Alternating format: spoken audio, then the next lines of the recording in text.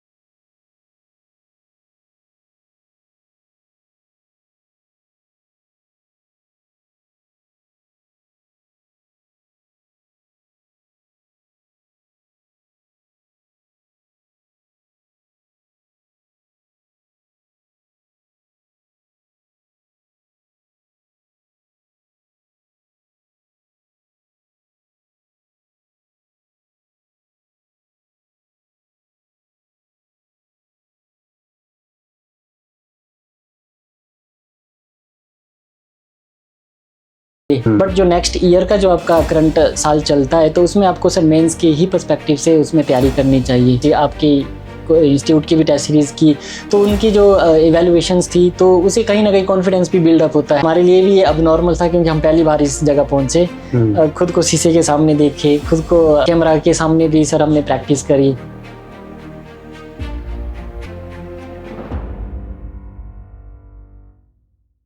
Hello everyone. जब भी कोई स्टूडेंट किसी एग्जाम की तैयारी करता है तो उसका सपना होता है कि उस एग्जाम का जब फाइनल रिजल्ट आए तो उस लिस्ट में उसका नाम होना चाहिए। बट अगर वो नाम आपका रैंक 1 पर है तो आपकी जो खुशी है वो दुगनी हो जाती है। तो आज हमारे साथ ऐसे एक स्पेशल गेस्ट हमारे साथ हैं, मिस्टर अमित जरेट।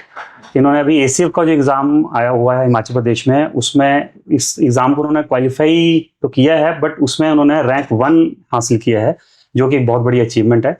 तो सबसे पहले अमित बहुत बहुत बधाई आपको, बहुत बहुत शुभकामनाएं धन्यवाद के लिए, और आपको और आपकी फैमिली को हमारी तरफ से बहुत बहुत शुभकामनाएं। धन्यवाद सर। सबसे पहले तो हम स्टार्ट यहाँ से करेंगे कि कैसी फीलिंग है आपकी अभी जब आप एज एन एस्पिरेंट थे और अब आज एज एन ऑफिसर आप ज्वाइन करने जा रहे हैं आगे। तो कैसी फीलिंग, जब रिजल्ट आया तो कैसा फील हुआ और आप थोड़ा सा कैसे एक्सप्रेस करेंगे इसको? सबसे पहले तो मैं सर आपको धन्यवाद करूंगा सर, आपने इस प्लेटफॉर्म में हमें आमंत्रित किया। सर यदि मैं फीलिंग्स की बात करूं तो इट वाज लाइक कि हमने एक ड्रीम अचीव कर ली, जिसके पीछे हम बहुत ही लॉन्ग टाइम से हम इसका सर बहुत वो संघर्ष कर रहे थे। तो वो अच्छी फीलिंग थी सर। हालांकि सर ये प्रिडिक्ट करना तो काफ़ी टफ होता है कि रैंक क्या आएगा किसी इंसान का। हालांकि जब मैंने देखा सर, जब मेरा रिजल्ट आया तो फिर वो जो रैंक 1 था वो फीलिंग सर वो शब्दों में नहीं बयां कर सकते हो। That was something else.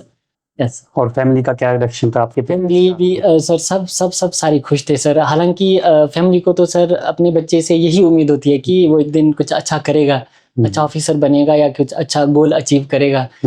तो जब ये सर रियलिटी में जब ये अचीव हुआ तो sir they were also all happy. बहुत ज़्यादा खुशी हुई थी सर। ओके।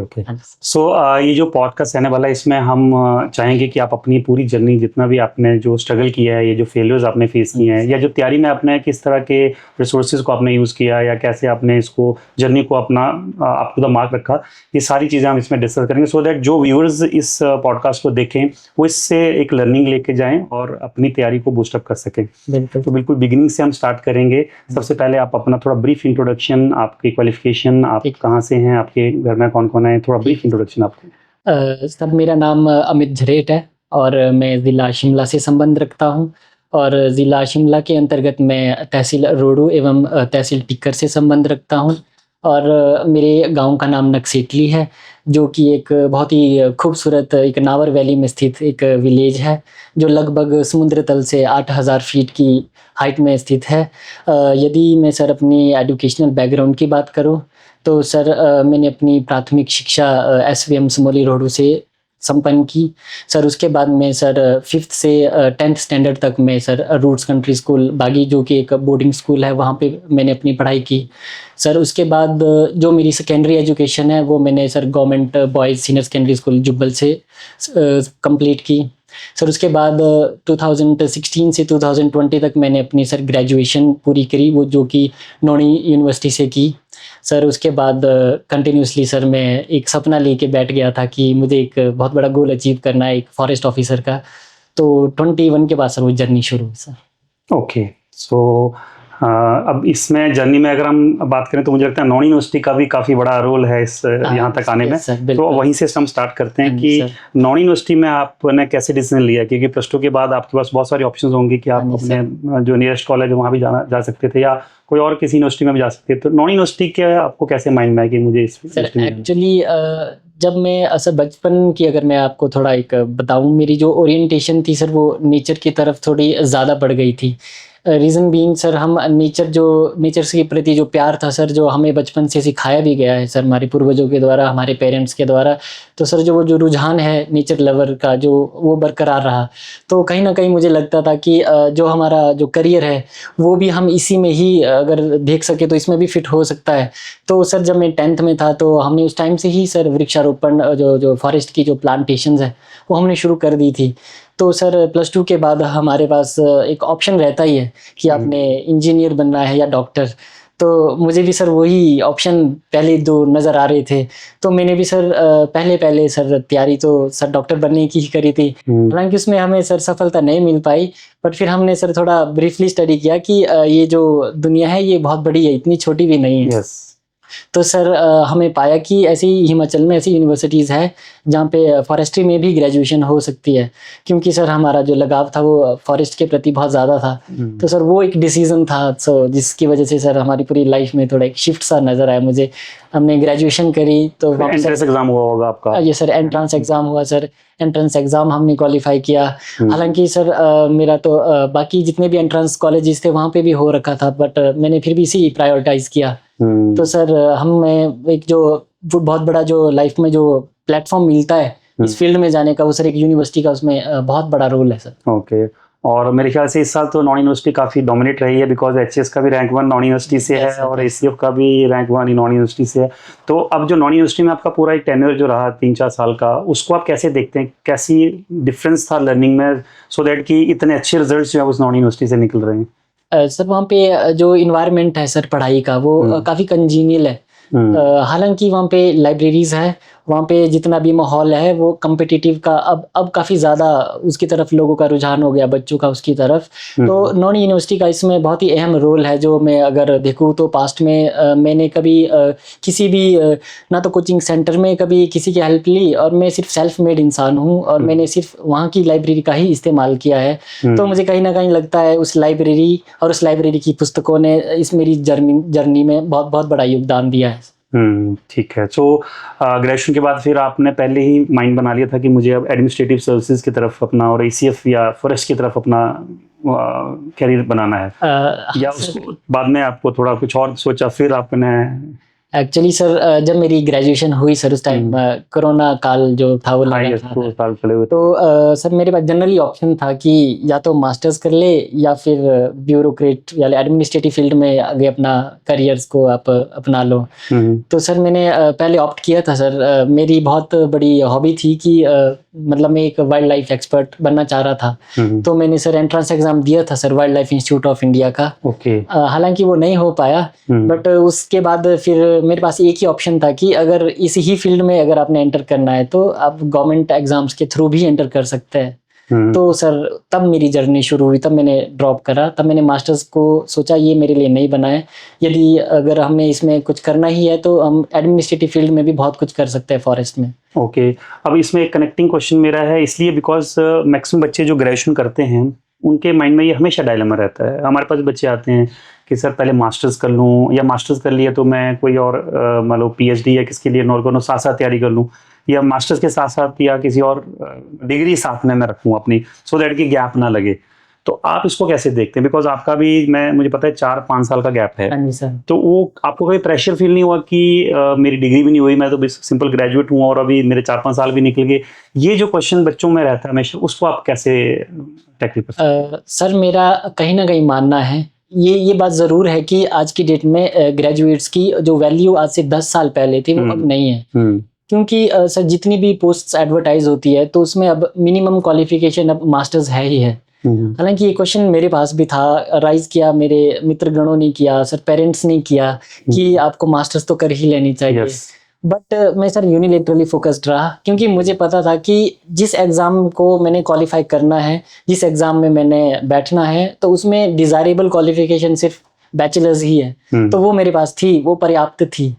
तो मुझे कहीं ना कहीं लगा कि मेरे पास प्लान बी होना चाहिए। तो प्लान बी मेरे पास सर एंटरप्रेन्योरशिप का था, जो मेरे को इससे ओवरकम करने के लिए था कि मेरे पास मास्टर्स और पीएचडी प्रोग्राम्स का कोई ज़्यादा वो है नहीं, बैकग्राउंड है नहीं।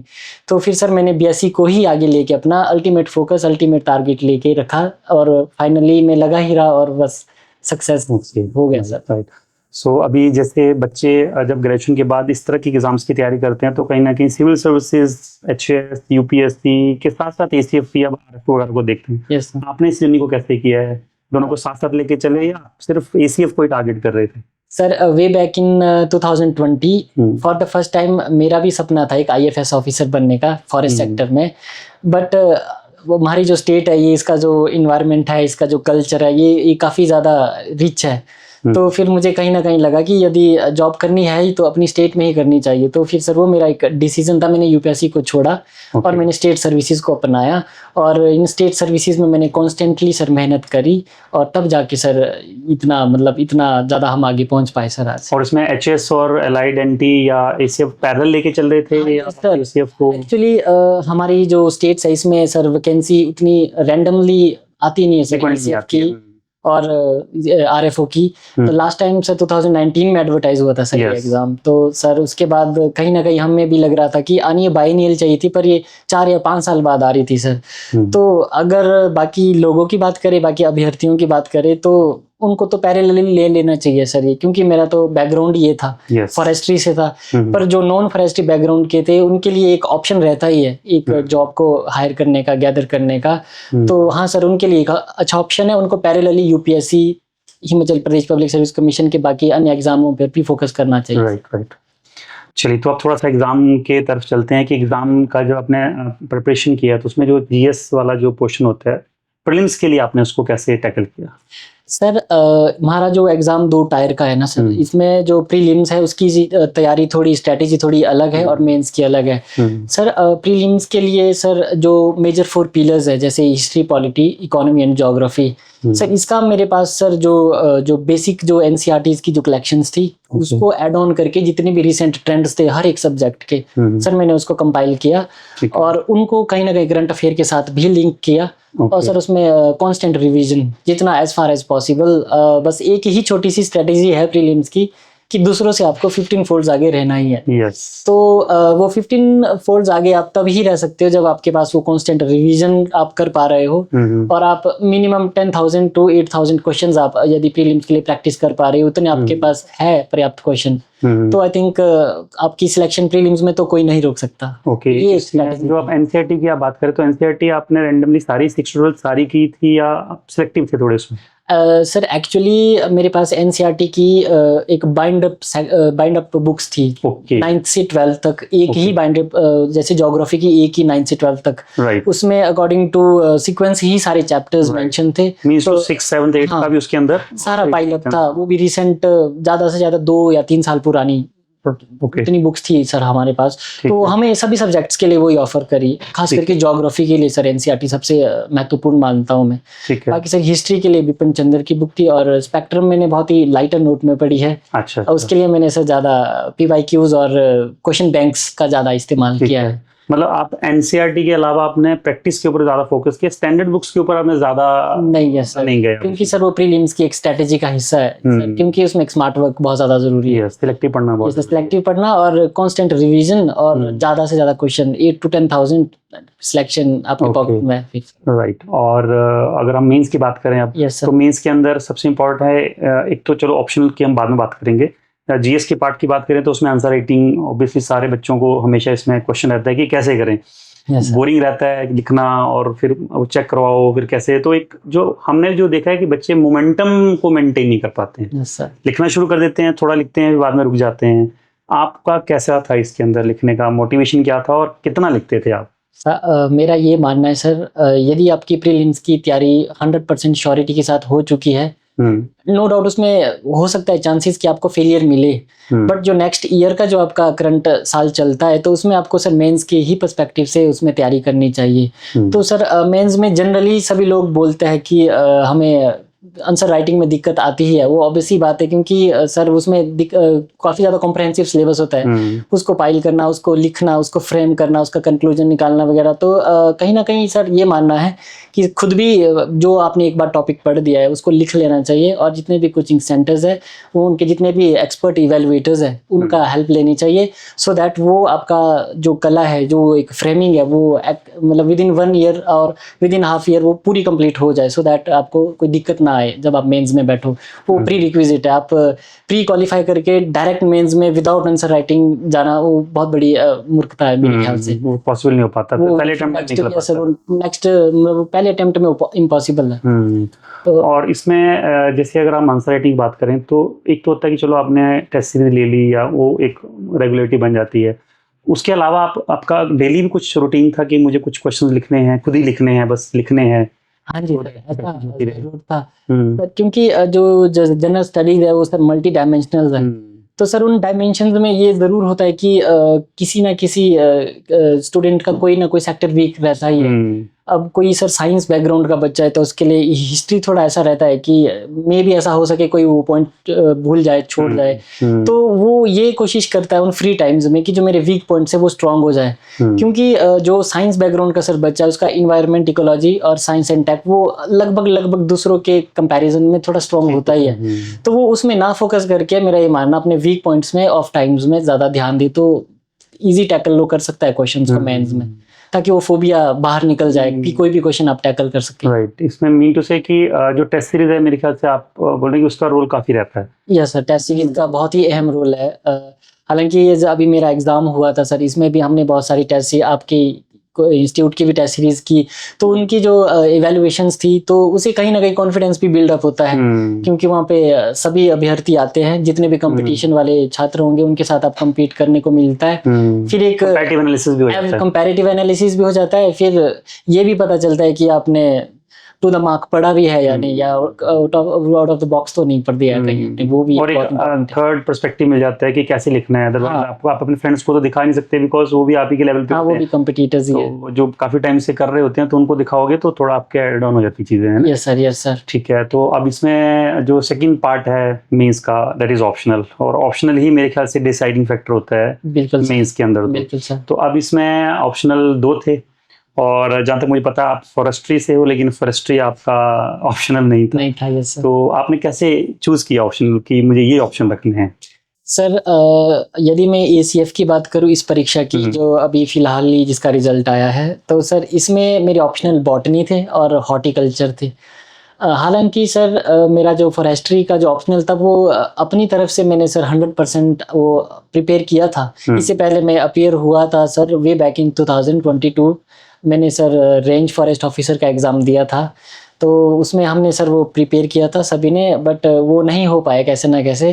तो मुझे लगा कि ये जो सब्जेक्ट है ये मे बी ये सफिशिएंट नहीं है अगर आपने कंप्लीट करना है, क्योंकि इसमें सर वो एक्सेप्शनल मार्क्स नहीं आ रहे थे, वो मार्जिन्स में ही वो पास कर रहे थे, मार्जिन्स को मतलब 2 या 4 या 10 नंबरों का गैप। तो सर मैंने डिसाइड किया सर 2023 में जब मेरा रिजल्ट आ गया था RFO का, उसके बाद तो मैंने डिसाइड किया कि मुझे ऑप्शनल चेंज करना चाहिए। जो मेरा सर एक कोर जो सब्जेक्ट था ऑप्शनल, वो तो बॉटनी ही था। वो तो मदर ऑफ प्लांट साइंसेज है। वो ऐसा है कि अगर आपके पास जितने भी प्लांट बेस्ड ऑप्शनल्स है वो सबको कवर अप करता है। वो मैं सर 2018 से ही अपने जब 3rd ईयर में था तब से उसकी तैयारी कर रहा हूँ। तो मेरे पास दूसरा ऑप्शन था कि हॉर्टिकल्चर या फिर इन्वायरमेंट। तो सर मैंने हॉर्टिकल्चर को ही चुना क्योंकि मैं खुद भी एक ऑर्चिडिस्ट हूँ, मेरी उसमें रुचि भी है, और उसके अलावा सर मेरा फ्रेंड सर्कल भी काफ़ी बड़ा है जो हॉर्टिकल्चर में जो काफ़ी ज़्यादा एक्सपर्टीज है, तो फिर उनकी भी मुझे काफ़ी मदद मिली। रिसोर्सेज अकोमोडेट करने में आपको उन रिसोर्सेज को अकोमोडेट करना मेरे लिए काफ़ी आसान था। तो ये सब कंसीडर करते हुए मैंने ये निर्णय लिया कि मुझे शायद हॉर्टिकल्चर लेना चाहिए, तो मैंने उसकी तैयारी करी और दोनों जो ऑप्शनल्स थे वो रेडी रखे, और बाकी GS और लैंग्वेज की मैं अलग से तैयारी करी। Okay, right. सो इसके बाद जो 3rd स्टेज रहती है हमारी इंटरव्यू, तो पहले तो आपने इंटरव्यू की तैयारी किस तरह से अपने आप को तैयार किया, और फिर आपका अगर कमीशन में जब आप इंटरव्यू देने तो वहाँ का एक्सपीरियंस कुछ ऐसा वर्थ शेयरिंग हो तो आप प्लीज वो करें। सर इंटरव्यू ऑब्वियसली बात है, कोई भी Personality का अगर test हाँ पर्सनैलिटी टेस्ट है, वो नॉलेज टेस्ट तो है नहीं, क्योंकि वहाँ उस स्टेज पे जो भी इंसान क्वालिफाई करके पहुंच जाता है तो फिर इतना तो ऑब्वियसली बात है कि वो नॉलेजेबल तो हो गई। सब पर्सनैलिटी जज करते हैं जितने भी आपके पैनल्स में जो इंसान बैठते हैं। तो सर मेरे लिए भी ये नई चीज़ थी, क्योंकि इस स्टेज में पहुंचना, यहाँ तक सभी almost for the first time ही पहुंचते हैं, गिने चुने ही जो एचएस में 2-4 बार इंटरव्यूज दे दिए उनके लिए बहुत नॉर्मल होता है। तो सर हमारे लिए भी ये अब नॉर्मल था, क्योंकि हम पहली बार इस जगह पहुंचे, खुद को शीशे के सामने देखे, खुद को कैमरा के सामने भी सर हमने प्रैक्टिस करी। फिर कोचिंग सेंटर्स आपके थ्रू भी हमने उसकी काफ़ी प्रैक्टिस करी, उसमें भी काफ़ी हेल्पफुल हुआ। तो जो आपने सिखाया वो काफ़ी ज़्यादा मतलब स्ट्रिक्ट वे में कि आप किस तरीके से डिसिप्लिन हो सकते हो।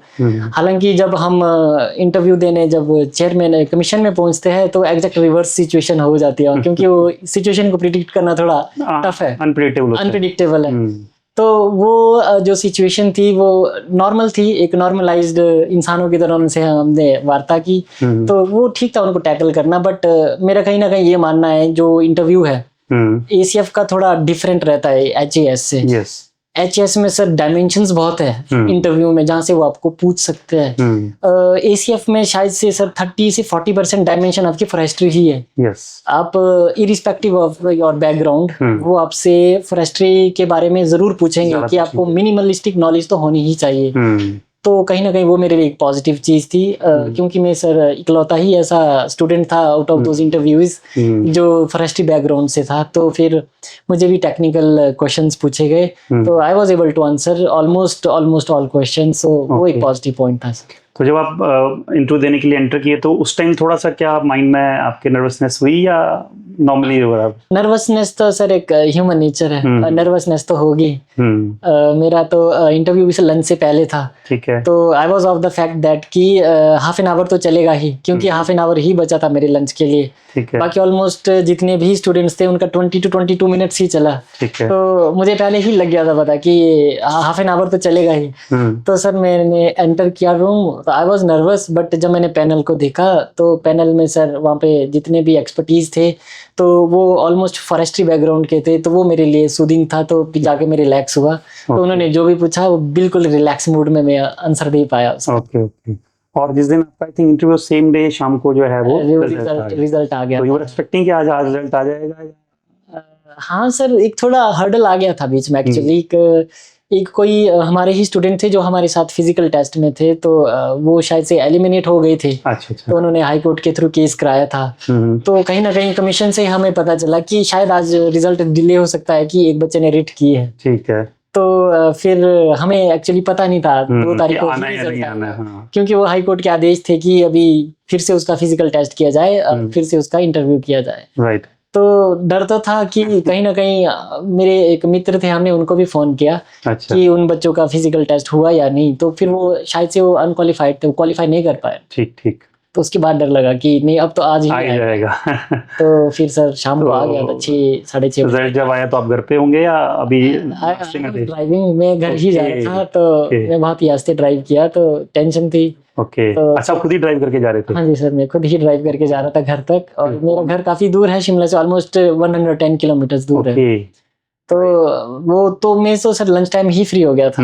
लंच के बाद आई वाज कंप्लीटली फ्री, तो उसके बाद मैं घर की ओर पलायन किया। और घर पहुंचने से पहले मुझे लगता है घर वालों को तो न्यूज़ मिल गई होगी? नहीं सर, एक्चुअली ऐसा तो नहीं था। घर में मैं पहुंचा, घर में इट वाज लाइक 6 बज गए थे सर, 6-6:30।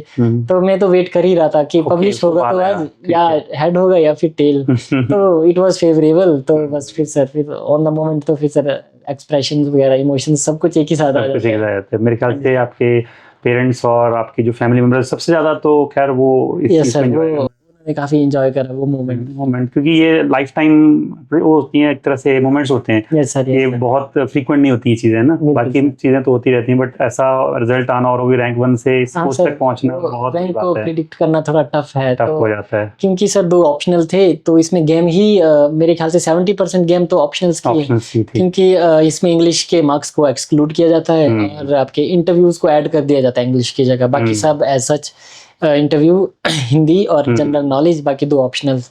तो ट्रेंड थोड़ा अगर एनालाइज करे तो बॉटनी में इतना अच्छे सर कभी मार्क्स मिले नहीं अगर मैं पास्ट की बात करूँ। बट मेरे कहीं ना कहीं ये मानना है कि मैंने बहुत ज़्यादा टाइम दिया था बॉटनी को। मैंने सिंसियरिटी के हिसाब से पढ़ा था 2018-19 से। तो कहीं ना कहीं जाके शायद से बॉटनी में आपके हाईएस्ट मार्क्स थे ऑप्शनल में, या आपसे ऊपर भी किसी के थे? अब सर देखा तो आइडिया नहीं होगा। I have no idea, but I was happy with my performance. मैं इतनी उम्मीद कर नहीं रहा था, बट चलो आ गए, क्योंकि इसमें टाइट हैंड रहता ही है बॉटनी। तो उसमें अच्छे थे sir. 157 marks I scored in botany and 1018 in horticulture. तो दैट वाज वहीं से एक डिफरेंस जो है वो क्रिएट हो जाता है। इस एग्जाम में तो सारा जो आपका रैंक भी डिसाइड आपके ऑप्शनल्स के हिसाब से होता है। ये इतना ट्रेंड था सर, वहां से थोड़ा मार्जिन मिल गया था। आजकल जितने बच्चे क्वालिफाई करके ऐसे आपकी तरह आ रहे हैं सर, तो सबसे हम उनसे ना एक क्वेश्चन बहुत फ्रीक्वेंट पूछ रहे हैं कि हिंदी का कितना आपको प्रॉब्लम फेस करने को मिला? बिकॉज पिछले 4-5 साल से हिंदी जो है वो एक बहुत हिंदी और एक सी सेट, मतलब ये दोनों चीज़ें HAS में भी और ACF में भी, उन हर एग्जाम में हिंदी जो है वो बहुत तंग कर रहा है बच्चों को। जी सर। आपने हिंदी वाले सब्जेक्ट को कैसे सर मेरे लिए तो हिंदी एक हर्डल ही था, मैं ये मानूंगा। हालांकि मेरी कमांड काफी अच्छी है हिंदी में, बट बोलने में और लेख में थोड़ा अंतर होता है। अब जनरली जिन इंसानों का जिनका भी लेख अच्छा होता है, मैंने ये पाया है वो काफी अच्छे मार्क्स ला लेते हैं लैंग्वेज पेपर्स की अगर बात करें। हिंदी में बहुत बढ़िया हिंदी, ग्रेजुएशन तक हिंदी हो या किसी का बैकग्राउंड हिंदी हो, जो लेख जो हम लिखते हैं और जो हम बोलते हैं उसमें सर काफी अंतर आ जाता है। तो वो एक ऐसा अंतर था जो मुझे भी कहीं ना कहीं लगता था कि बोल हम अच्छे से पाते और लिख में वर्तनी में अशुद्धियां रहती थी। तो जब मैंने भी अपनी सर प्रेपरेशन मेंस की जब करी थी ACF की, इनफैक्ट मैंने अलाइड के मेंस में भी सर एक बार हिंदी लिखा है, तो मेरी परफॉर्मेंस उतनी अच्छी थी नहीं। तो I was considering myself as an average student in Hindi, point पे कि भी पास हो जाए तो इट इज गुड। तो इन दी ACF ऑल्सो कि उसमें एग्जाम थोड़ा कॉम्प्रिहेंसिव था, उसमें ग्रामेटिकल पोर्शन थोड़ा ज्यादा पूछा गया था। तो उसमें विश्वास ही में ग्रामेटिकल पोर्शन पे करा, क्योंकि उसमें कोई अशुद्धियां नहीं देखता, उसमें कोई नेचुरलनेस नहीं देखते। तो सर उसमें थोड़ा शायद से आई हैव स्कोर्ड ज्यादा एज कम्पेयर्ड टू आपके जो थियोरेटिकल पोर्शन है गद्यांश पद्यांश एंड ऐसे। आई थिंक ऐसे वगैरह में नंबर कम मिल रहे हैं, बहुत ही कम। कुछ लोगों के विचार अच्छे हो सकते हैं, मुझे भी लगता है, क्योंकि सर मैंने भी प्रैक्टिस सेशन में आपके भी एकेडमी में मैंने अपने पेपर चेक कराए, तो I was able to score 50-55। ठीक है, बट वहाँ पे मार्जिन में ही पास हुआ मैं, बट चलो the grace of God. Points में ही हो रहा है आजकल हिंदी वाले पॉइंट्स में। बाकी उनके अच्छे मार्क्स भी आए हैं नो डाउट सर, पर मे भी उनकी कमांड या फिर उनकी वर्तनियों में वो अशुद्धियां नहीं होगी, थ्योरेटिकल पोर्शन उनका अच्छा होगा। बट मेरा ये मानना है कि है ये मतलब इस पे ज्यादा फोकस करने की जरूरत है, बहुत ज्यादा। बढ़िया। सो अभी अब बाकी सारी बातें होगी। अब जो एक फेल्यूर के फेसेस जो आते हैं स्टूडेंट्स के लाइफ में, एस्पिरेंट्स के लाइफ में, वो सबसे ज़्यादा टर्निंग पॉइंट्स वाले होते हैं, बिकॉज वहाँ से कई बच्चे डेविएट हो जाते हैं, कई बच्चे उससे लर्निंग लेके आगे चलते हैं। और अगर आप यहाँ तक पहुँचे हैं तो ऐसे बहुत सारे ऐसे मोमेंट्स आए होंगे जब आपने फेल्यूर फेस किया होगा, फिर वहाँ पे मोटिवेशन लेवल कम हुआ होगा। ये मैं इसलिए पूछ रहा हूँ बिकॉज मैक्सिमम बच्चे जो हैं, बिकॉज सक्सेस रेट कम है, तो बहुत सारे बच्चे 95% बच्चे जो इस रेंज में रहते हैं 2-3 साल तक। वो फेज को कैसे ओवरकम आपने किया? पहले तो कौन कौन से फेलियर्स आपने देखे सो दैट बच्चे कनेक्ट कर पाए कि हाँ ऐसा ही होता है सबके साथ, और फिर उनको आपने कैसे टैकल किया? ये दोनों चीजें थोड़ा आप ब्रीफ में बताएं। बिल्कुल सर। सर फेलियर्स तो सर पार्ट ऑफ लाइफ है। मेरा कहीं ना कहीं मानना है कि ये फेलियर्स ही है जो आपको सक्सेस का रास्ता दिखाते हैं। तो सर मैंने भी अपने जीवन में बहुत ज़्यादा संघर्ष किया है पिछले बीते 5 वर्षों में। सर 2021-22 की अगर मैं बात करूं, जब मेरा जस्ट ग्रेजुएशन मेरी हुई थी, उसके बाद मैंने सबसे पहले RFO का एग्ज़ाम दिया।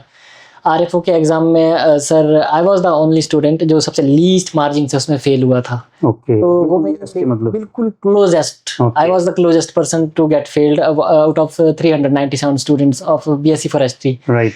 तो वो मुझे कहीं ना कहीं पिंच हुआ। रीजन बीइंग मैं ही एक ऐसा था जिसने पूरा साल डेडिकेट किया था RFO की एग्जाम की प्रेपरेशंस के लिए।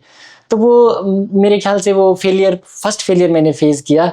तो उस फेलियर से मैंने यही सीखा कि कई बार ओवर एक्साइटमेंट भी खतरनाक हो सकती है, क्योंकि मुझे भी कहीं ना कहीं लगता था कि मैंने बहुत अच्छे से तैयारी की है, मेरा तो एग्जाम भी अच्छा हुआ है, शायद हो ही जाएगा। रीजन बीइंग कि जीएस उसमें होता था सर, उसमें हिंदी नहीं होती आरएफओ में।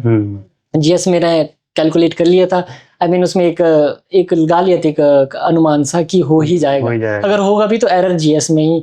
तो ऑप्शनल का आई वाज लाइक कि आई एम कम्प्लीटली एक्सपर्टीज, ऐसा हो ही जाएगा। बट वो एक सेटबैक था कि do not consider yourself an expertise. वो पहला फेलियर था जो आपको एकदम से मिला? वो एकदम से मिला, तो फिर उसके बाद सर काफी टाइम लगा उससे हमें बाहर आने के। उसके बाद फिर 2023 में जाके फिर वो फेलियर से जब हम बाहर आए, फिर वो फर्स्ट ऑप्शनल मैंने छोड़ा, फिर जाके अपने ही लिए वो पावर बोलते हैं ना सर, पावर ऑफ मैनिफेस्टेशन। तो मैंने भी मैनिफेस्ट किया था। मेरे भी सीनियर्स का रिजल्ट आया था 2022 में ईसीएफ का, जो ऑलरेडी लगे हैं, जो हमारे से एक बैच पहले है। ओके। तो मैं कहा okay, if I got failed in this exam RFO, I will approach for higher and I will bounce back. तो सर वो नोट मुझे आज भी याद है सर, वो मैंने 17 नवंबर 2022 में लिखा था। नाइस। तो कि that I will become N ECF officer. Okay. तो उस टाइम आपने बना लिया था कि मुझे वो मैनिफेस्टेशन, एक लेवल ऊपर से जाना है। Yes sir. इसके थ्रू मैं शायद ये बताना चाह रहा हूँ लोगों को कि मैनिफेस्टेशन करना बहुत ज्यादा इंपॉर्टेंट है। अगर आपने कोई गोल अचीव करना है तो जो वो स्थिरता है, वो जो कंसिस्टेंसी है, वो खुद आ जाती है जब आप ठान लो। तो मैंने भी वो नोट लिखा था, हालांकि रैंक को प्रिडिक्ट करना एडवांस में is very difficult. So I give a note for myself कि I will become an ACF officer soon in future. तो it is yet to sign. 2-3 साल हमारे आरएफओ के कारण मेरे वेस्ट हुए हैं, वो मैं सीधा हाँ, क्योंकि सर अंदर ही अंदर कहीं ना कहीं मुझे भी फील हो रहा था कि इन लोगों की शायद से मन में ये भावना आ गई है कि हम लोग इनकम्पिटेंट है या फिर हम इस लायक नहीं है। तो फिर आई वाज लाइक कि नहीं, आई विल बाउंस बैक। एंड तब मैंने वो नोट लिखा। वो इकलौता नोट था जो मेरे लिए सोर्स ऑफ मोटिवेशन था। वो मैनिफेस्ट किया और इन द एंड वो मैनिफेस्टेशन काम आ गई। वो एक सोर्स रहता है मोटिवेशंस के लिए। नॉर्मली हम बोलते हैं कि एक हमारा नोटिस बोर्ड होना चाहिए, उसके ऊपर हमने ऐसे लिखा होना चाहिए, तो वैसे आपने लिखा हुआ था? नोटिस बोर्ड तो नहीं सर, मेरी बॉटनी की बुक थी, क्योंकि बॉटनी मेरा कोर ऑप्शनल था। उसके लास्ट पेज में मैंने लिखा था वो खोलते होंगे। हालांकि सर उसका एक कॉलम अभी भी खाली रखा है, डेट ऑफ ज्वाइनिंग भी मैंने उसमें लिखा था। अच्छा। वो भी वैकेंट है, जिस दिन मिलेगी ज्वाइनिंग वो भी भर जाएगा सिग्नेचर। वो मेरी छोटी सी स्टोरी है। एक लर्निंग इससे ये भी मिलती है कि कई बार जैसे मान लो अगर आपका आरएफओ का नहीं हुआ, अगर हो गया होता तो शायद आप ईसीएफ पे इतनी जल्दी नहीं पहुंचते हैं ना। तो ये एक लर्निंग है कि अगर कभी आप फेल हो रहे हैं तो ये हो सकता है इससे बढ़िया बेटर अपॉर्चुनिटी आपके लाइफ में और आने वाली है। बिल्कुल। तो उससे चलो थोड़ा सा प्रॉब्लम तो होता है, थोड़े टाइम के लिए वो माइंड थोड़ा सा डाइवर्ट होता है, फिर दोबारा 2-3 दिन 4 दिन के बाद अपने आप को फिर से तैयार करके फिर आगे वो ही एक टर्निंग पॉइंट था सर, जब हमें फेलियर मिला। तो उसके बाद जाके हम इस एग्जैक्ट डोमेन में एंटर हुए कि जीएस के भी 4 स्तंभ है, हिस्ट्री, पॉलिटी, इकोनॉमी, ज्योग्राफी। तब जाके हमने सर विस्तार से पढ़ाई की 2023 में। तब जाके हमने सोचा कि अब तो ये एग्जाम है, इसकी डिमांड थोड़ी ज्यादा है। तो उस ज्यादा डिमांड के हिसाब से कंसिस्टेंसी भी ज्यादा ही चाहिए। तो I was waiting for the exam to be advertise, और वो एडवर्टाइज में थोड़ा टाइम जरूर लग गया, बट उसमें भी हमने अपने आप को बिल्डअप ही किया। कभी मतलब इस पाथ से बाहर नहीं गए, कभी आउट ऑफ ट्रैक कभी नहीं गए। यही एक सोर्स ऑफ पॉजिटिव इंस्पिरेशन में बोल सकता हूँ। मेरे ख्याल से कई बार क्या होता है कि हम नोटिफिकेशन की वेट करते रहे और पता लगा कि नोटिफिकेशन आ गई और आप तैयार नहीं, वो भी फिर उसका कोई फायदा नहीं है ना। वो भी सर फायदा नहीं है ना। गोल्स को सर पहले ही सेट करना इज प्रीरिक्विजिट। कि अगर कोई 2027 में या 28 में देना चाह रहा है तो वो तब तक ही वेट ना करे, वो पहले से थोड़ा सा। हाँ सर, गोल को पहले ही इस्टेब्लिश करना मेरे ख्याल से एक बहुत अच्छी चीज है। क्योंकि यदि आपने गोल्स में पिन अप कर दिया है तो फिर आपको कहीं ना कहीं जब आप सोगे भी, रेस्ट भी करोगे, आइडलनेस फील करोगे, तो लगेगा कि नहीं, I have something to achieve, I should woke up and study. अच्छा, एक और क्वेश्चन बड़ा इंपॉर्टेंट है कि आजकल जो ट्रेंड है थोड़ा सा चेंज हो रहा है कि अब बच्चे पहले ग्रेजुएशन के बाद तैयारी करते थे हमारे टाइम में। Yes sir. अब फिर बीच में एक दौर आया जब बच्चे ग्रेजुएशन फाइनल ईयर या सेकंड ईयर से तैयारी स्टार्ट करने लग पड़े। अब धीरे धीरे ट्रेंड जो पीछे जा रहा है कि बच्चे +2 के बाद ही बोल रहे हैं कि अब हमारे पास भी कई कॉल आती हैं, +2 हो रही है सर, साथ में तैयारी शुरू कर दें। तो आपको क्या लगता है, बिकॉज आपको भी इतना टाइम लग गया, तो आपको लगता है कि अगर आप और थोड़ा पीछे से स्टार्ट किया होता तो थोड़ा फर्क पड़ता है, या पहले ग्रेजुएशन करनी चाहिए उसके बाद करना चाहिए? ये ट्रेंड को आप कैसे देख रहे हैं? सर मेरा इस क्वेश्चन का जवाब कुछ ऐसा रहेगा कि जीवन एक ही बार मिलता है और कॉलेज लाइफ भी एक ही बार मिलती है। तो सर उसको ना रियून करते हुए शायद उसको एंजॉय कर लेना चाहिए। हालांकि ये चीज जरूर है, ऐसी प्रतिस्पर्धा बहुत बहुत ज्यादा बढ़ गई है, कंपटीशन नो डाउट बहुत ही हाई एंड नॉच में पहुंच गया है। बट कहीं ना कहीं मुझे लगता है यदि ज़िंदगी और जीवन को समझना है तो वो कॉलेज की लाइफ, वो जो 4 साल या 3 साल है, उसको पूरी इंडिपेंडेंस, पूरे फ्रीडम के साथ जी लेना चाहिए। उसके बाद इस फील्ड में एंटर करो। 2 साल दो, 3 दो, not more than that. Having been said that आपके पास प्लान बी भी होना चाहिए। होता है तो वेल एंड गुड, नहीं भी होता है तो देयर आर एम्पल स्कोप, क्योंकि दुनिया में बहुत ज्यादा डायमेंशंस है।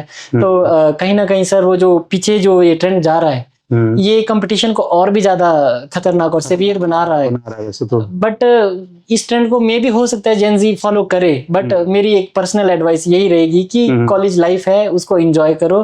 कुछ लोग कॉलेज को भी स्किप करके उसको डिस्टेंस से एजुकेशन उसमें एडमिशन लेके वो कर रहे हैं, but I think that life is not worth living. हाँ, ये कि साथ साथ थोड़ा थोड़ा करना शुरू कर सकते हैं, बट पूरी तरह से ही मतलब पूरी तरह से ही अलाइन हो जाना, फिर उसको ही अपना जीवन बना लेना, क्योंकि सर इसमें सक्सेस रेट तो 0.5% भी बोल सकता हूँ मैं। क्योंकि जो लगेंगे वो लगेंगे, जो नहीं लगेंगे they will ultimately have to give up, because उसके बाद एग्जाम बहुत लेट एडवर्टाइज होगा। तो मेरा ये मानना है इसे सीख लेना चाहिए। तो ये गिव अप करना मतलब इस लाइन में आगे हमारे को अगर देखना जाना चाहिए तो पूरा जी के, पूरा ग्रेजुएशन के बाद जो लाइफ है उसके बाद एंटर करना चाहिए, इसमें ज्यादा पीछे जाने के बजाय ना जाए।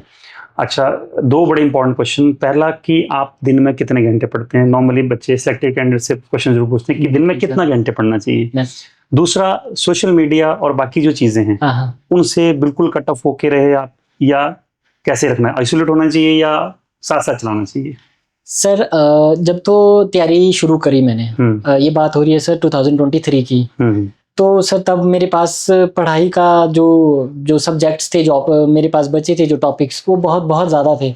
तो सर मेरा 12 से 15 के बीच जो बैठता था, तो दैट ऑल्सो संडे को मैं ब्रेक लेता था जरूर। अच्छा, डेली 12 से 15 घंटे? हाँ, 12 से 15 घंटे, क्योंकि वो मेरे लिए नई चीज़ थी। ये बात हो रही है 2023 में। टोटली फ्री और सिर्फ प्रिपरेशन को दे रहे थे? Exclusively preparation. उस प्रेपरेशन को सर स्प्लिट किया था मैंने। 50% टाइम मैंने दिया सिर्फ ऑप्शनल्स को, और 50% टाइम दे पाया मैं सर एचपीजी के प्लस नेशनल जी के और our history, polity, economy, geography को। ठीक है। तो वो जब मैंने दिया सर उस टाइम में 12 से 15 घंटे मेरा शेड्यूल था। वो तब तक था सर जब तक मेरा सिलेबस पूरा कंप्लीट नहीं हुआ। हालांकि 2024 मिड, इसमें कई बार ऐसे लगता है कि बच्चे बोलते हैं कि 12 घंटे एक दिन में पढ़ना, मतलब कैसे पढ़े? मतलब बच्चों को चैलेंज आता है। हाँ यस सर, ये आपको भी आता था या मतलब? ये चैलेंज मुझे लगता है सर ये उनके लिए है सर जिनमें एड्रेनलिन रश की थोड़ी दिक्कत है। अगर कोई भी सब्जेक्ट सर आप फॉर द फर्स्ट टाइम पढ़ रहे हो, अगर वो इंटरेस्टिंग है, beat anything, history, polity, economy, geography, environment, ecology, यदि वो इंटरेस्टिंग है तो वो ऑटोमेटिकली ह्यूमंस में जो एड्रेनलिन रश होता है तो वो 12 से 15 घंटे मजे से पहुंच जाता है। वो उसकी जो नेचुरल कैलिबर है पढ़ाई करने का। तो अगर उसको सर इंटरेस्ट के साथ पढ़ा जाए तो वो टाइम है, क्योंकि मैंने ये सारी 9 से 10 महीने में सब कुछ कंप्लीट किया। उसके बाद जब मुझे लगा कि मेरा जो सिलेबस है ये मैंने अपनी तरफ से पूरा कर दिया है, अब मैं सिर्फ रिवीजन मोड पे हूँ, तो मैंने उसको सर काट के सीधा 8 घंटे किया। 8 से 9 घंटे मैंने अपना टाइम घटाया। फिर जब मेरा प्री आता था तो उसकी स्ट्रेटेजी सर अलग थी, वो मैं अपने उसकी स्ट्रेटेजी के हिसाब से करता था। अब मेंस में थोड़ा ज्यादा टाइम देना जरूरी रहता है, क्योंकि उस टाइम कंपटीशन बहुत ज्यादा हाई रहता है। तो उसमें फिर से 12-15 घंटे रहते हैं जब आप मेंस में एग्जाम आ ही जाता है। फिर एग्जाम आ ही जाते हैं, हाथ चलाना, पढ़ना, सभी फैक्ट्स को ग्रेस्प करना वगैरह वगैरह ज्यादा रहता ही है। अच्छा, मेंस एग्जाम से पहले आपने 3 घंटे के टेस्ट ऑन स्ट्रेच एक दिन में एक लिखते थे या 2 भी लिखे हैं कभी? सर जब मेरी मेंस की तैयारी हुई, पहले 2 महीने तो सर मैंने कॉन्स्टेंटली तैयारी ही सिलेबस कवर किया होगा। नवंबर और दिसंबर में तो सर मैंने तैयारी करी। पूरा सिलेबस जब मेरा कंप्लीट हो गया था, जब मैं रिवीजन मोड में शिफ्ट हुआ, तब मैंने सर टेस्ट देने शुरू किए।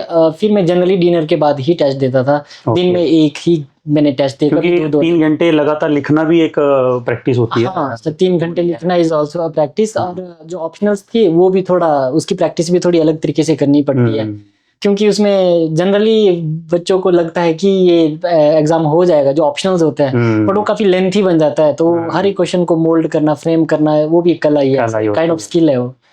ओके। अच्छा, जो सिलेक्शन होती है उसके बाद का जो एक फेज होता है, अब जैसे आप ऑलरेडी सिलेक्टेड हो तो उसके बाद आप अपने कॉलेज गए होंगे, आप शायद स्कूल भी गए होंगे, या आपके रिलेटिव्स या आपके फ्रेंड सर्कल जब आपसे मिले आफ्टर योर सिलेक्शन, तो फर्क आता है थोड़ा लाइफ में? यस सर, फ़र्क तो ऑब्वियसली आता है क्योंकि वही है सर कि जब आप संघर्ष कर रहे होते हो तो उस टाइम आपको कोई नहीं पूछता। तो जब आप अल्टीमेटली जब एक सक्सेस आपके पहुंच जाते कदमों हो। में होता है, जब पहुंच जाते हो, सक्सेसफुल पर्सन बन जाते हो, तब सभी लोग ऑलमोस्ट आपको एक्नॉलेज करते हैं कि ये इंसान है, इसने इतना स्टडी किया। हालांकि वो ही लोग they may be against you when you are in your struggling phase, but बाद में they ultimately have to acknowledge you because it is the society who accepts you. वो मुझे कहीं ना कहीं लगता है डिफरेंस है क्योंकि एक रिजल्ट आने से पहले जो मैं लोगों से मिला, वे ऑफ इंटरेक्शन वो थोड़ा डिफरेंट था, और उसके बाद दे आर काइंड ऑफ, उनके पास एक एक्नॉलेजमेंट का एंगल रहता ही है कि that he has achieved something, तो ये रहता ही है। अच्छा, इसमें आपके जो पेरेंट्स हैं उनकी तरफ से कभी प्रेशर रहा कि आप 4 साल हो गए हैं, आप कुछ और कर लो, या उनका कैसा बिहेवियर था? बिकॉज ऑब्वियसली बात है, हर पेरेंट्स चाहता है कि उसका बच्चा जल्दी जल्दी अपने प्रोफेशन में आ जाए। तो जब आप तैयारी में हो, अभी रिजल्ट नहीं आ रहा है, कुछ अच्छा एग्जाम भी नहीं आ रहा है, इसी आपका एग्जाम भी बहुत लेट आता है, तो पेरेंट्स की तरफ से आपको कोई ऐसा प्रेशर कभी हुआ हो? पेरेंट्स का सर, सभी पेरेंट्स का तो अल्टीमेट एम यही रहता है कि सर उनका बच्चा या उनकी बच्ची जल्दी से जल्दी ही जॉब में लग जाए। हालांकि सर मैंने कांस्टेंट फेलियर्स देखे, उन फेलियर्स के दौरान भी मॉम और डैड ज़रूर उन्होंने बोला था कि अगर ज़्यादा टाइम हो गया तो आप कुछ ऐसा कर लो जो प्रोडक्टिव हो, पैसे अर्न कर लो। बट कहीं ना कहीं सर जो मेरे डैड थी उनकी जिद थी, मेरे साथ ही रहे, और इनफैक्ट जो ये सीट्स एडवर्टाइज हुई है इसमें भी उनका बहुत बड़ा रोल रहा। उन्होंने कॉन्स्टेंटली सेक्रेटरीट में अप्रोच किया, कैसे न कैसे एडवर्टाइज करवाई। तो जब एडवर्टाइज कराई तो वो भी कहीं ना कहीं चाहते थे कि मैं एक ऑफिसर रूप में बाहर हूँ, जो इतना ज़्यादा संघर्ष है, इतना ज़्यादा वक्त दे दिया है। तो मैं मानूंगा सर उन्होंने बहुत मिनिमलिस्टिक लेवल पे उन्होंने प्रेशराइज किया। वो चाहते थे कि अगर तू कुछ वहाँ पे चला गया है, अगर वहाँ से तू बाहर आता है, कुछ ऑफिसर बन के ही बाहर है, ये उनकी, और वो मेरे ख्याल से आपने उनको ये रिटर्न दे दिया है, तो यस सर, ये प्राउड ऑफ यू। उनको ये देवर काइंड ऑफ, उनको उम्मीदें थी हमसे, एक्सपेक्टेशंस थी। तो सभी मॉम डैड की होती है, तो उनकी भी ऑब्वियसली होनी थी। राइट, ये था सर। अच्छा, फाइनली निम्बस एकेडमी में आपका जो जर्नी रहा है उसके बारे में थोड़ा सा आप बताएं, कैसा रहा आपको? बिल्कुल सर। सर निम्बस एकेडमी एक अच्छा प्लेटफॉर्म है, खासकर कि अगर मैं मेंस की बात करूं, क्योंकि सर प्रीलिम्स में तो डायमेंशंस ही बहुत ज़्यादा है, क्योंकि प्रीलिम्स में हमें पर्याप्त मटेरियल मिल जाता है अपने बेस को एनसीईआरटीज़ के थ्रू बिल्डअप करने का। सर यदि मैं मेंस की बात करूं तो सर मेंस में टेस्ट सीरीज़ काफ़ी ज़्यादा फ़ायदेमंद है। आपकी इवैल्यूएशंस खास करके जीएस की काफ़ी अच्छे थे। हालांकि जो आपके जो क्वेश्चंस की जो फ्रेमिंग थी उसमें भी सर काफ़ी ज़्यादा डेप्थनेस थी, सो दैट हम ऑलरेडी अपने आप को वैसा बिल्डअप कर सके। तो मेरा कहीं ना कहीं ये बताना चाहूँगा कि इसका रोल काफ़ी अहम है मेरी सिलेक्शन में, क्योंकि मैंने अपने general studies as well as language paper जो है वो आप ही के ही टेस्ट सीरीज़ के थ्रू किए थे, तो उन्होंने काफ़ी हेल्प दी, मुझे हेल्प करी इस एग्ज़ाम को क्रैक करने में सर। राइट। और अब लास्ट में जो व्यूअर्स आपको देख रहे हैं, यंगस्टर्स की अब आप इंस्पिरेशन हो, बाकी आने वाली बच्चे जो इस फील्ड में अपने आप को देख रहे हैं। कई बच्चे तो ऐसे होते हैं जो ऑलरेडी तैयारी में हैं, अटेम्प्ट्स भी दे चुके हैं, कई बच्चे ऐसे जो भी फाइनल ईयर में हैं, सेकेंड ईयर में, वो आपको देखेंगे अब इस पॉडकास्ट के माध्यम से। तो कहीं ना कहीं वो उनके माइंड में होगा क्वेश्चन कि अगर ये यहाँ पहुँच सकते हैं तो हम भी कर सकते हैं। आपका मैसेज उनके लिए एक लास्ट जो आप उनको एज ए मोटिवेशन आप देना चाहें? मेरा यही मैसेज रहेगा, जितने भी अभ्यर्थी है, जितने भी एस्पायरेंट्स हैं, यदि वो मुझे देख के भी कुछ हद तक इंस्पायर होते हैं, तो मैं यही कहूँगा कि अपना जो गोल है उस गोल को सेट रखो, और एक जो कंसिस्टेंस, जो ये शब्द है, जो कंसिस्टेंसी, ये मेंटेन करना बहुत ज़्यादा ज़रूरी है। क्योंकि ये ऐसी ही फील्ड है, जो पोस्ट्स है वो बहुत ही लिमिटेड होती है, और इसमें जो बच्चे एस्पायरेंट्स जो एग्जाम्स देते हैं वो अनलिमिटेड रहते हैं, तो इसमें फेलियर्स के चांसेस ज़्यादा है सक्सेस के मुताबिक। तो मेरा यही मैसेज रहेगा, फोकस्ड रहिएगा और पूरी तरीके से पढ़ाई करिएगा। जीवन बहुत ही छोटा है, मेरा कहीं ना कहीं ये मानना है। यदि आपको सक्सेस मिलता है बहुत अच्छी बात है, यदि नहीं भी मिलता है तो उससे हमें बहुत कुछ सीख मिलती है। ये जो एग्ज़ाम्स है, जितने भी गवर्नमेंट एग्ज़ाम्स है, ये पूरा जीवन नहीं डिसाइड करते हैं। जो दुनिया है ये बहुत ज़्यादा बड़ी है, कहीं ना कहीं यदि आपको मौका ज़रूर देना चाहिए इस फील्ड में आने का, 1 साल 2 साल 3 साल, but beyond that I would say no, क्योंकि आपको लगेगा कि ये जो दुनिया है इसको एक्सप्लोर करना भी ज़रूरी है। इसमें जाइए, आगे बढ़िए, और कम्पिटिटिव सेक्शंस में जो भी आना चाहता है अपना 100% ज़रूर दीजिएगा, 1 साल 2 साल, और फिर दुनिया ज़रूर एक्सप्लोर करिएगा। मेरा यही एक मैसेज रहेगा। और अंत में मैं ये ज़रूर कहना चाहूँगा कि मैं खुद एक इन्वायरमेंटलिस्ट हूँ। मैं पर्यावरण के प्रति मेरा बहुत ज़्यादा प्यार है। तो सर आपके चैनल के माध्यम से ही मैं सभी को इतना ज़रूर एक संदेश देना चाहूँगा कि पर्यावरण का सम्मान करें, प्रकृति का भी सम्मान करें और जंगलों का भी सम्मान करें, क्योंकि यही हमारे जो प्लेनेट है इसका लंग्स है, यही इसकी पूरी हेल्थ मेंटेन करेंगे। तो यही सर मेरे फाइनल वर्ड्स हैं। Okay, so thank you very much Amit for coming for this podcast. और बहुत ही ऑनेस्टी से आपने पूरा क्वेश्चन आंसर्स अपने अच्छे से अपने व्यूअर्स को जिस तरह से जो एक नेचुरल एक होता है वे ऑफ थिंकिंग वैसा आपने आंसर्स दिए हैं। मुझे लगता है कि बहुत सारे स्टूडेंट्स जो हैं वो आपके साथ रिलेट करेंगे। और आपसे मैं जब भी मिला हूँ तो आप हमेशा एनर्जाइज्ड और थोड़ा मोटिवेटेड फील होते हैं। हमेशा आपकी बात करने का तरीका भी वैसा ही है। सो बस मैं भी यही बच्चों को बोलना चाहूँगा कि आपका जो कंसिस्टेंसी है, मोटिवेशन है और आपका ऑनेस्टी जो है, आपकी तैयारी जो है वो बिल्कुल ऑनेस्ट होनी चाहिए। रिजल्ट जो है वो उसके बाद आता है कि हो नहीं हो वो अलग बात है, लेकिन आपको ऐसा बाद में 2-3 साल बाद ये नहीं फील होना चाहिए कि मेरी तैयारी में कमी रही। आप जहाँ से भी पढ़ रहे हैं आप उनकी रिस्पेक्ट करें, उनसे जो आप ले सकते हैं वो आप लें और अपना जो अटेम्प्ट है उसको ऑनेस्ट रखें। वही मैंने आपका भी देखा है, हमेशा जब भी आपसे बात भी होती है तो आप बहुत टू द पॉइंट और बिल्कुल ऑनेस्टी से आप हर चीज़ को लेते हैं। So again thank you very much for coming for this podcast. और जितने भी व्यूअर्स देख रहे हैं, आई होप आप सबको इस पॉडकास्ट से बहुत लर्निंग मिलेगी और इसमें जो पॉजिटिव पॉइंट्स होते हैं वही आपको नोट डाउन करके उनके ऊपर वर्क करना है और अपनी पर्सनालिटी को ग्रूम करना है। और हम चाहते हैं कि ऐसे अमित जैसे बहुत सारे ऑफिसर्स आने वाले टाइम में आप बने और हम आपको इस तरह से बुला के यहाँ पे हम इस तरह का एक सेशन करें और आगे आने वाली जनरेशन को जो है वो सोसाइटी को रिटर्न बैक दे के उनको भी मोटिवेट करें। So again thank you very much. Thank you Amit, thank you.